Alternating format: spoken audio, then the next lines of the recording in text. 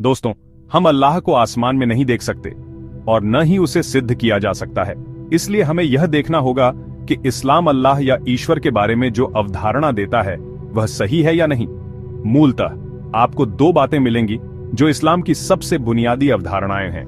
एक यह कि अल्लाह कुरान की आयत 51 और 55 में कहता है, और मैंने जिन्हों और इंसानों को सिर्फ अपनी इबादत करने के लिए पैदा किया।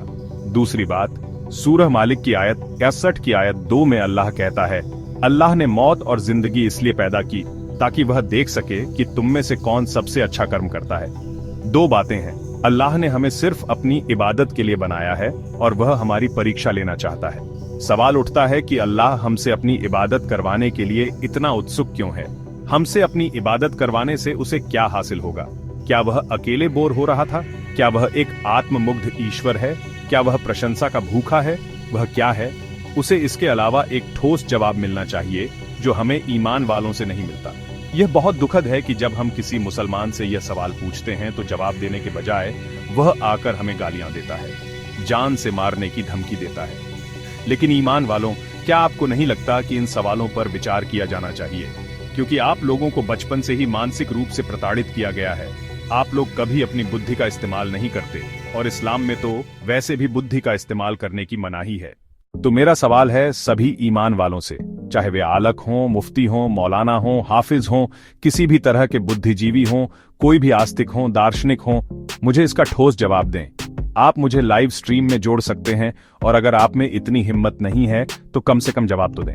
बेहतर होगा कि लाइव स्ट्रीम में जवाब दें ताकि आप जो भी जवाब दें, अगर मुझे वह विश्वसनीय लगे तो मैं इस्लाम स्वीकार कर लूंगा, वरना मैं आपको उसके ऊपर एक प्रतिवाद भी दूंगा। क्योंकि मैंने कई लोगों से इस बारे में चर्चा की है कि आम मुसलमानों के साथ क्या हुआ है और मौलवियों के साथ क्या हुआ है। किसी के पास कोई ठोस तर्क नहीं है कि अल्लाह क्यों चाहता है कि उसकी इबादत की जाए, और अगर कोई उसकी इबादत नहीं करता, अगर कोई उस पर ईमान नहीं लाता, तो वह उसे हमेशा के लिए नर्क में क्यों डालना चाहता है। अगर उसे हमारी इबादत की परवाह नहीं है तो सिर्फ इस आधार पर कि कोई उस पर ईमान नहीं लाता, वह ऐसा क्यों करना चाहता है? वह उसे नर्क में क्यों डालना चाहता है? एक बड़ा सवाल उठता है। फिर दूसरी बड़ी अवधारणा है परीक्षा की। जैसा कि मैंने सूरह मालिक सूरह संख्या 67 आयत संख्या 2 में कहा है, जिसमें अल्लाह कहता है, अल्लाह ने मौत और जिंदगी पैदा की ताकि वह देख सके कि तुम में से कौन सबसे अच्छा कर्म करता है। अब परीक्षा की यह अवधारणा आती है।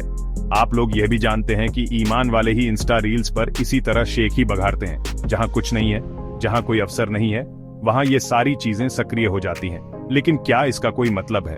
अल्लाह परीक्षा क्यों लेना चाहता है? यानी परीक्षा लेने से अल्लाह को क्या मिलेगा? उसने अपनी इबादत और परीक्षा के लिए एक दुनिया बनाई, उसका भी कोई मतलब नहीं है। क्योंकि ब्रह्मांड इतना बड़ा है कि हमें इसका अंत भी नहीं पता। यह एक अनंत ब्रह्मांड है और इसका कोई प्रमाण हमें किसी अन्य ग्रह या किसी अन्य आकाशगंगा में भी नहीं मिलता, न ही अल्लाह इसकी व्याख्या करता है। इतने बड़े ब्रह्मांड में ये परीक्षा उनमें से एक है। इसको देखो, मैं अभी दुनिया के बीच में हूँ, ये तुम्हें छोटा लग रहा है, यह रेत है, यह हमारी पृथ्वी से भी कम वास्तविक है। यदि आप इसे बाहर से देखेंगे तो ये आपको दिखाई भी नहीं देगा।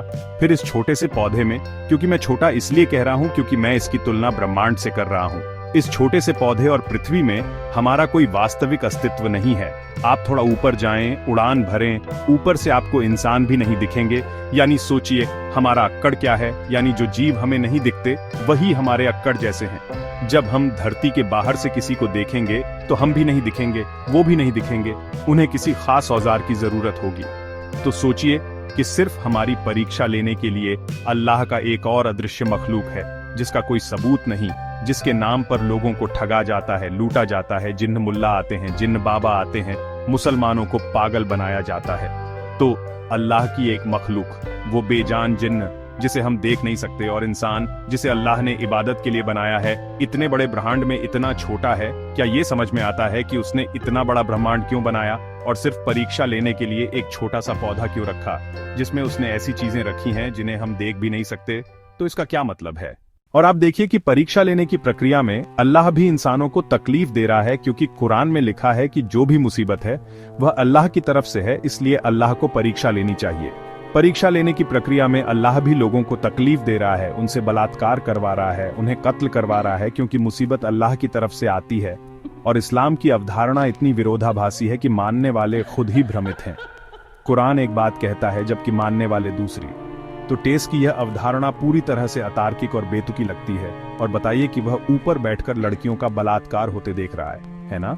और इस्लाम की विचारधारा लोगों को मुसलमान बनाने की विचारधारा है, इसलिए इस पर सवाल तो उठेंगे ही।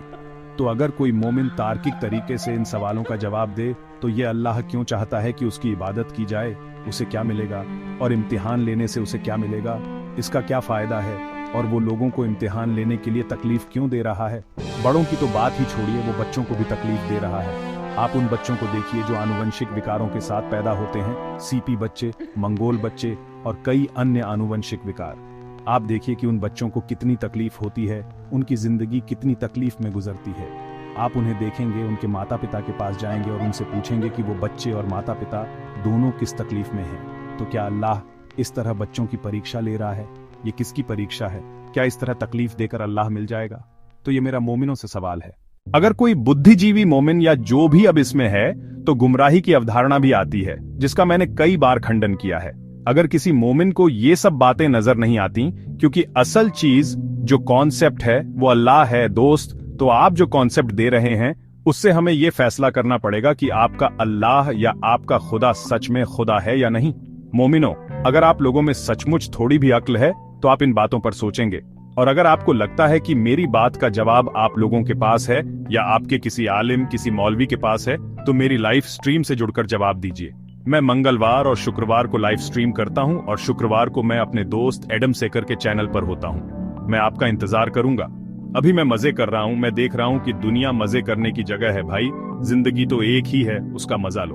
बस एक ही बात है कि अपनी तरफ से किसी को तकलीफ मत दो। मैं भी यही करता हूं, मैं अपनी तरफ से किसी को तकलीफ नहीं पहुंचाता। बाकी मैं जिंदगी का भरपूर आनंद ले रहा हूं, और जिसने भी मेरी गुहा यात्रा थाईलैंड, श्रीलंका, वियतनाम, कंबोडिया की यात्रा को प्रायोजित किया था, उन्होंने ही मेरी इस गुहा यात्रा को भी प्रायोजित किया। तो भाई, आपका बहुत बहुत धन्यवाद, और आप लोग भी उनकी कद्र करते होंगे। तो उम्मीद है कि कुछ जवाब जरूर मिलेंगे और विश्वासी मेरे सवालों का जवाब देंगे। दोस्तों, मुझे आनंद लेने दो, बस एक दिन बाकी है।